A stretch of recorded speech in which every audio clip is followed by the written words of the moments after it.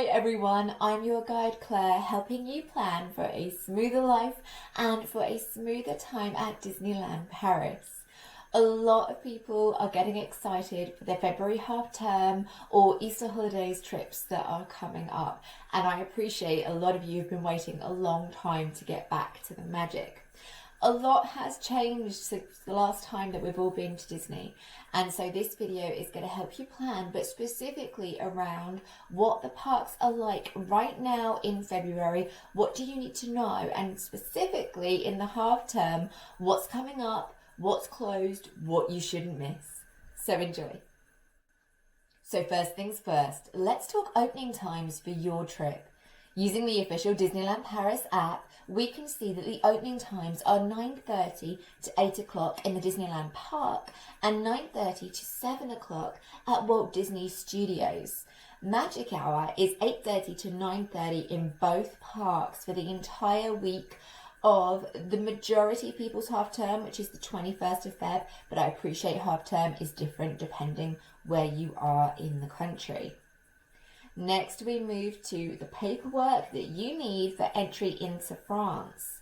Now, I've put all the links that I'm talking about in the article that goes with this video, and I'll link that article that's on my website in the bottom of the description.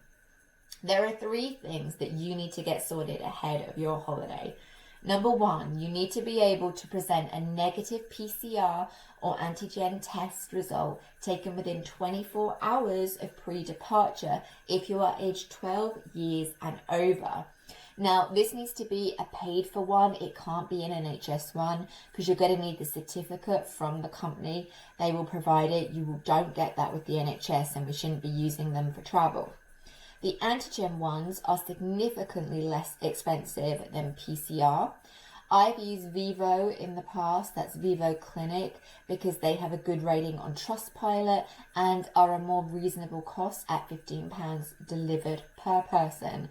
But there are more and more companies out there. You might find them a couple of pounds cheaper, but please always have a look at the reviews.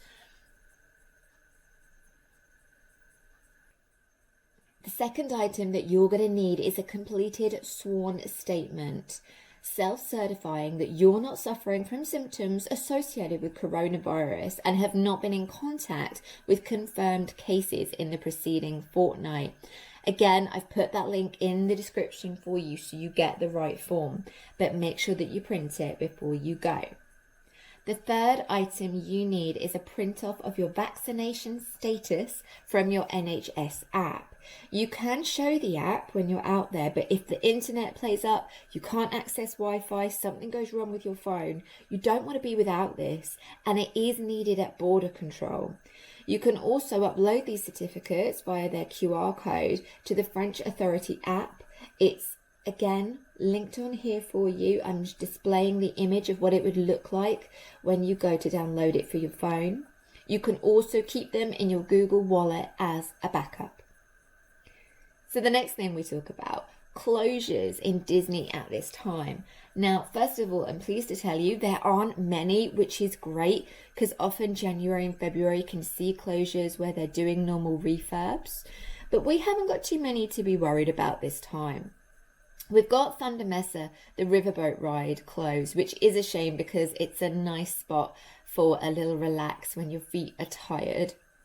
The Dragon Under the Castle, really sad that that's not going to be available, but it was inevitable now that they've finished all the redecor of the main castle. They needed to do pieces around it like Dragon.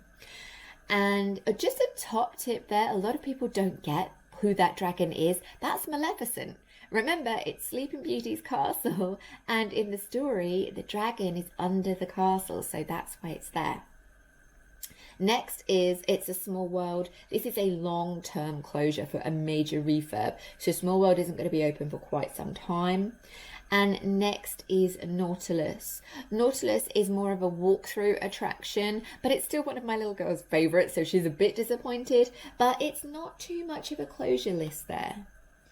So we've spoken about what's closed, but what's on at this time and what shouldn't you miss? So dates here for half term are really important. Some things aren't on or available in the first few days, but are available from the 23rd. So you'll want to plan your days accordingly. Illuminations, the nighttime fireworks show, is back from the 16th of February. There's no sign of a studio's night show as yet, sadly. If any announcements do come out, I will update this video, but right now I just don't see that happening.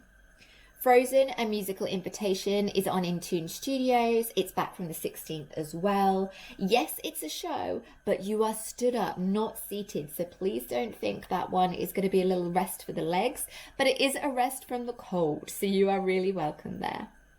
The next one is Lion King, Rhythm of the Prides, is back on from the 23rd of February in the Frontierland Theatre in the Disneyland Park.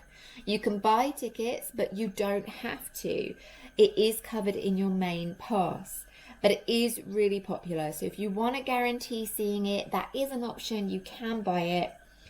There are 15 tickets issued 2 hours before each show for MasterCard holders at City Hall.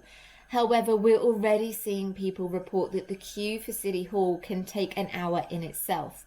So this isn't always doable. Sometimes you may as well just go to the show and wait earlier. I would say this depends on the day. Go and have a look.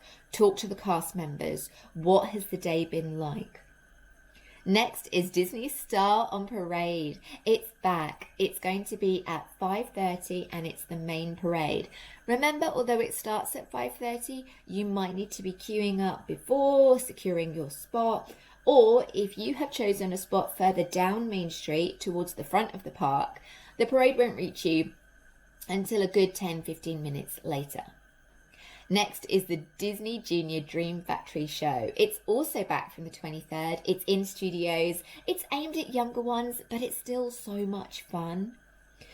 Next, Friends Out for a Ride and the Cheshire Cat Train are the two cavalcades that are still going. The times aren't scheduled, you've just got to catch them, but it's nice to know you've got those two options during the day as well as the parade later on. Next, let's talk about the weather. So Paris in February is really changeable. We've been in beautiful sun and other times it's felt bitter most days. The key here really is layers. In the picture I'm sharing at the front of this video, you can see even on sunny days, my little one has a thermal layer on. But on some days you can be in Dole Whip in the morning and by the evening for illuminations you need a woolly hat and mittens, trust me. I would also suggest making sure you've got a good weather app downloaded before you go, like AccuWeather, to help you plan your days. It will help you work out what needs to be in your part bag that day and what attractions you might be able to do. If it's predicted for rain, a lot of the outside rides might be compromised, so you might want to think about what shows you want to do on that day instead. So there you have it, so much going on in February. You're going to have an amazing holiday. If you want a hand planning for this holiday, I'm going to link my other video with a free guide for each day of your Disneyland trip and how to get the most out of it.